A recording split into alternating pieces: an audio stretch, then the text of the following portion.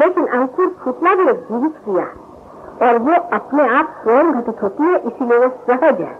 सहज है माने आपके साथ जो पैदा हुई ऐसी जो क्रिया है और उससे जो आप योग को प्राप्त करते हैं वो सहज योग। ये सब चीज आपके साथ निहित है, आपके अंदर है, सब चीज पूरी तरह से अच्छे से बनाई गई है। आप इसके अधिकारी हैं, आपको सिर्फ प्राप्त करना है, उसके लिए कुछ करने का नहीं। बहुत ही सहज सरल बात, उसके लिए आपको कुछ भी करने का, क्योंकि हम करते हैं। एक बीज को अगर जगाना है तो माँ के अंदर छोड़ दीजिए, माँ अपने आप जगा देती। फिर बीज जगने के बाद फिर मेहनत करनी पड़ती है, उसको जमाना पड़ता है और वही बहुत से सहयोगी फेल हो जाती है। आपको बढ़ना पड़ता है, क्योंकि जब आपके पास एनर्जी आ गई तब तक तो ठीक है, पर एनर्जी आने के बाद उसका एडजस्टमेंट और उसको ठीक से चलाना, इस मशीन को समझना, ये काम आपका होता है। अगर कोई आपको मोटर दे दे तो क्या आप मोटर वाले हो जाए? जब तक आप मोटर ही नहीं चलाना जानते तो उसका कोई फायदा नहीं। इसी प्रकार सहयोग में पहली स्थिति में तो आप इसको पाते हैं, जिसे कि आप कह सकते हैं कि हाथ से चैतन्य की लहरियां अंदर की ओर बहती है और उसके बाद आप इसमें बढ़ते हैं।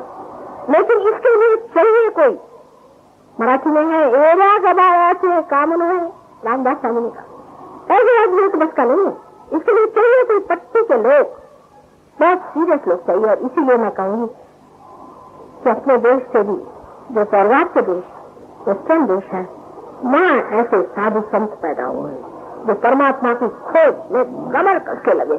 उन्होंने सिर्फ साइंस ही नहीं खोजा, वो परमात्मा को भी खोज के छोड़े। जब वो सहयोग में आते तो ऐसे लग जाते हैं कि आप हैरान हो जाइएगा कि जितना ये जानते हैं हमारे बड़े बड़े पंडित नहीं जानते।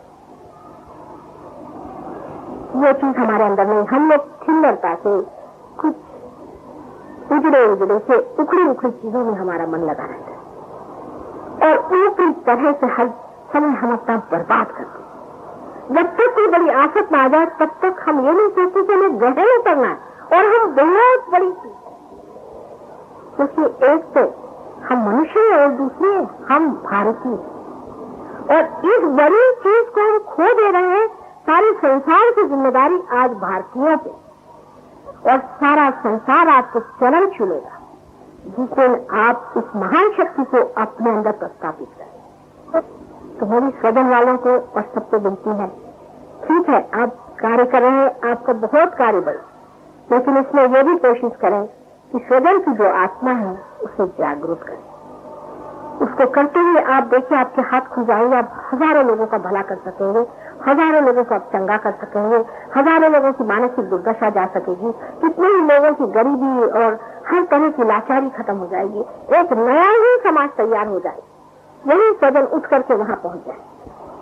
मुझे पूर्ण विश्वास है कि एक दिन ऐसा आएगा कि स्वजन की वो दशा मैं देखूंगी अपने आप, और मेरा पूरा आशीर्वाद आपके साथ है। आज बहुत मैं खुश हूँ कि आज आप लोगों ने बुलाया और आपसे फिर से मुलाकात हुई, और जैसे कि कोई माँ को अपने खोया हुआ बच्चा या बहुत दिन में मिला हुआ बच्चा मिल जाए तो जिस तरह से अत्यंत आनंद उमड़ पड़ता है, इसी प्रकार मेरे आनंद का कोई भी मैं अंदाज नहीं लगा पाया। मेरी समझ में नहीं आ रहा था कि मैं किस तरह से इसको व्यक्त करूं। आशा है आप मेरी कोई बात का बुरा नहीं मानेंगे और जो भी मैंने कहा उस पर पूरी तरह से विचार करें। आपको अगर कोई प्रश्न हो तो आप लोग पूछ सकते हैं, और उसके बाद अगर आप चाहें तो मैं रियलाइजेशन का भी प्रोग्राम कर सकती हूँ। और कोई ध्यान करना नहीं होता, आप ध्यान में हो, और जब कुंडली आपके आगे चक्र को लांग जाती तो आप निर्विचार हो जाते हैं। उसी वक्त पर अगर वो स्थित हो जाए तो निर्विचारिता बढ़ती जाती है। जैसे कि एक विचार उठता है तो गिर जाता है, फिर दूसरा विचार उठता है, फिर गिर जाता है। इन विचारों के बीच में छोटी सी जगह होती है जिसे विलंब कहते हैं।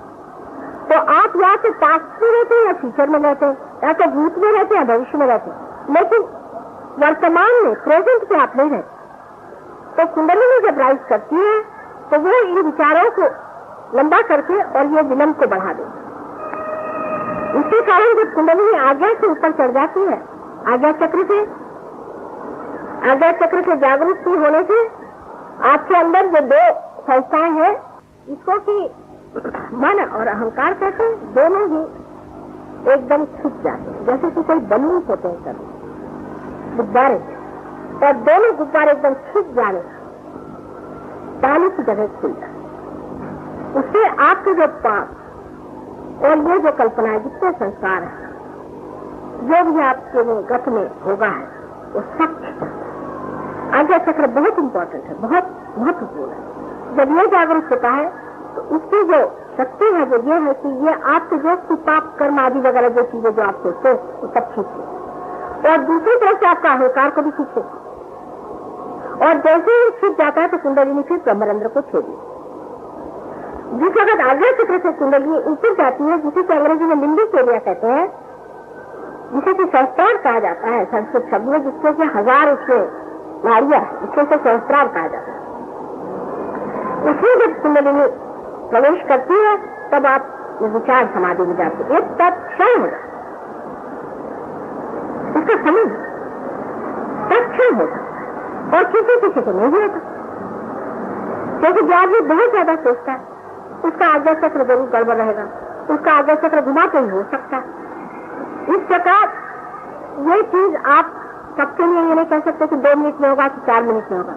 जैसे किसी पेड़ में 1 साल बाद फल लग जाते हैं, किसी पेड़ में 10 साल बाद लग जाते हैं, इसी प्रकार है। पर सबको हो ही जाता है, 10 साल वगैरह कभी नहीं लगते, ये भी समझ लें। लेकिन सबको ये घटना घटित हो ही जाती, वो चाहे आप किसी भी दर्जे के हो, किसी भी जाति के हो, किसी भी रंग के हो, किसी भी स्थान के हो, ये खट सुन, और किसी को जरा समझ नहीं जाता, कोई हल नहीं।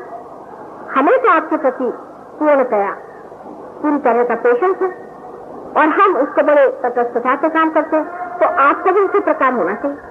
आपको भी अपने प्रति इसी प्रकार एक बड़ी सहानुभूति से देखना है, तो कार्य बनना, तो आप ध्यान में हो जाए।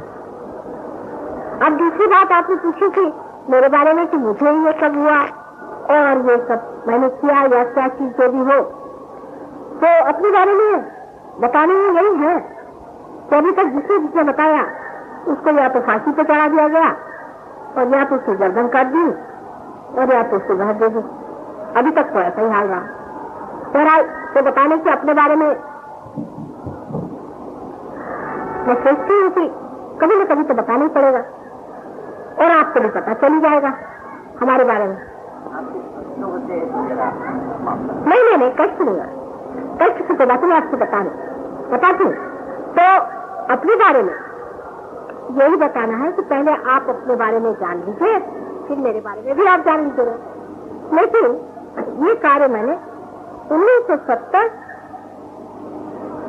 से शुरू, 1970 से कुंडलिनी का सामूहिक जागरण का कार्य मैंने।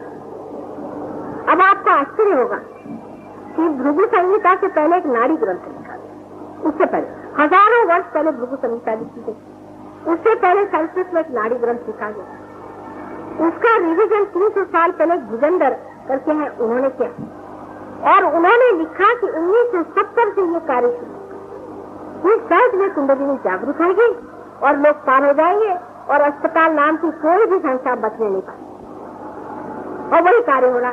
अच्छा, अपने देश में तो बड़े दृष्टा हो गए, पर आश्चर्य की बात है कि लंदन में भी 100 साल पहले एक विलियम ब्लेक नाम के बड़े भारी दृष्टा, उन्होंने सहयोग के बारे में पूरा वर्णन किया कि सहयोग कहाँ शुरू होगा, उसके एग्जैक्ट पते बताए कि इस जगह से शुरू होगा, और फाउंडेशन कहाँ पड़ेगा, और मेरे घर कहाँ होंगे, उसके बराबर पता उन्होंने बताया। मैंने 100 साल पहले उस दृष्टा ने सब देख लिया था ये कार्य। तो तीसरी बात आपने कही कि बचपन से आप अपने बारे में कोई बात बताओ, तो ये बताना है कि बचपन से मैं जानती थी कि ये कार्य मुझे करना था, और मेरे पिता जो थे वो भी स्वयं बहुत पहुंचे हुए पुरुष, और उन्होंने फिर मुझे ये बताया कि मनुष्य की जो है स्थिति वो बड़ी जटिल, पहले मनुष्य को तुम समझो, क्योंकि जब तक तुम मनुष्य को नहीं समझोगी तब तक मनुष्य तुमको नहीं समझेगा। क्योंकि कोई इंसान जब 10वीं मंजिल पे पैदा हुआ और वो 10वीं मंजिल की चीज देखता है, और अगर कोई जमीनी पे है तो वो चीज नहीं देख पाएगा जो 10वीं मंजिल पे है। तो जरूरी है कि उसको कम से कम दूसरी तीसरे मंजिल पे पहुंचा दो, तो उसी प्रकार सहयोग और इसीलिए 1970 से मैंने ये कार्य को शुरू किया और आज ये कार्य बहुत ज्यादा बढ़ गया है और देहातों में भी ये कार्य अत्यंत जोरों से हो रहा है। आज आप जानते हैं कि जीवन में बहुत से कार्य इसलिए मैंने किए हैं क्योंकि बहुत आवश्यक। एक तो ये विवाह, तो जब मैं विवाह संस्था को बहुत मानी, हम लोग विवाह को बहुत ऊंची चीज, विवाह एक व्यक्ति, लेकिन उत्तम सबसे बढ़िया विवाह हो। हमारे यहाँ अनेक विवाह होते हैं। पिछले साल दिल्ली में करीबन 12 विवाह, उसमें कुछ हिंदुस्तानियों के बाहर विवाह है, कुछ बाहर के लड़कियों ने यहाँ शादियां करी और कुछ उनकी आपस में शादियां हुई, कुछ हिंदुस्तानियों की शादियां हुई। लंदन में एक बार 16 विवाह हुए और एक बार 22-21 विवाह हुए। और विवाह को हम इसलिए मानते क्योंकि विवाह वो घरौंदा है जिसमें बच्चा पनपता है, बड़ा होता है, मनुष्य की सारी जिंदगी बनती है। आज प्रदेश में यही सबसे बड़ा प्रश्न है कि उनके पास विवाह ही, उनके बच्चों से कोई माँ बाप ही नहीं, वो तो सब बना। तो अच्छे विवाह बनाना एक महत्वपूर्ण कार्य है, इसलिए मैंने विवाह किया। और एक कार्य ये मैंने जीवन में किया कि विवाह करें और विवाह करने के बाद बच्चों को संगोपन करना, उनको पूरी देखभाल करना और जब तक उनको ठीक से नहीं बिठा दिया तब तक मैंने सामाजिक कार्य नहीं शुरू किया, क्योंकि उससे पहले करना भी उचित नहीं था। क्योंकि हम अगर अपने यंग एज में चाहते कि हम माँ बने तो कोई हमको मानता ही नहीं कि हम माँ, हम तो माँ बचपन से थे, लेकिन हमको कौन माँ। इसलिए इस उम्र पर आने पर जब हमने इसका पता लगाया कि मनुष्य की कुंडली में क्या क्या दोष होते हैं, उसके अंदर किस तरह के परम्यूटेशंस एंड कॉम्बिनेशंस होते हैं, किस तरह से कुंडलिनी का राग छेड़ा जा सकता है, हर एक के अंदर सूक्ष्म से हमने बहुत इसका पता लगा करके 1970 में ये कार्य शुरू किया। और उसके बाद हम कहेंगे जरूर कि हमारे पति भी बहुत ही ज्यादा उदार चरित्र आदमी हैं। उन्होंने बहुत हमारी मदद शुरू की पैसे से, क्योंकि हमसे पैसा नहीं लेते हैं, आप जानते हैं, हर एक चीज में उन्होंने हमारी मदद की। हमारा अमेरिकन टूर जो था, हमारे भाइयों ने हमारी बड़ी मदद की। वो सारे अमेरिकन टूर में उन लोगों ने रुपया पैसा दिया जिससे हम प्रदेश में जा सके और वहाँ कार्य शुरू किया। और बढ़ते बढ़ते आज ये कार्य काफी बढ़ गया। इस प्रकार एक छोटे से हमने आपको बताया कि हम इसी कार्य को करने के लिए संसार में आए और यही कार्य हमें करने का, और आप असल में हमारी शक्ति है। आपके बगैर हम ये कार्य नहीं कर सकते। कितना भी हमारे अंदर हो उससे कोई फायदा नहीं, जब तक आप लोग उसे नहीं पाइएगा हमारे लिए बेकार है। क्योंकि माँ का तो आप जानते हैं कि जब तक उसके बच्चे नहीं पनपते उसे कोई भी चीज नहीं हुआ। जब तक उसके बच्चे उसकी शक्ति को नहीं प्राप्त करते तब तक उसको कोई चीज नहीं।